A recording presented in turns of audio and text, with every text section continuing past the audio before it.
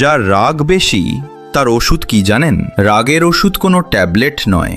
রাগের সবচেয়ে বড় ওষুধ হলো একটু থেমে যাওয়া।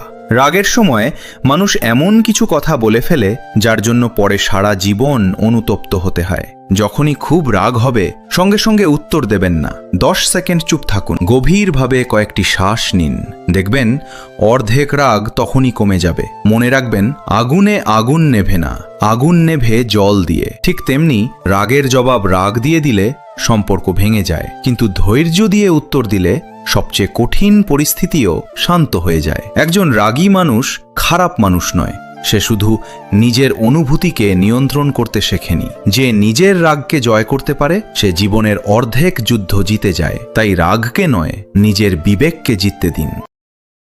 Download ShareChat. যার রাগ বেশি তার ওষুধ কি জানেন? রাগের ওষুধ কোনো ট্যাবলেট নয়। রাগের সবচেয়ে বড় ওষুধ হলো একটু থেমে যাওয়া।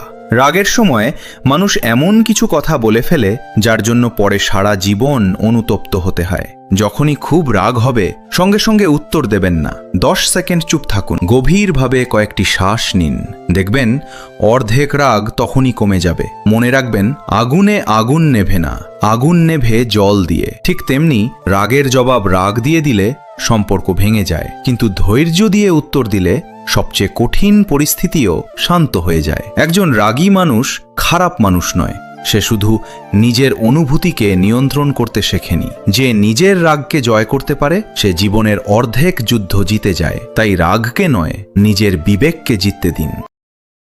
Download ShareChat.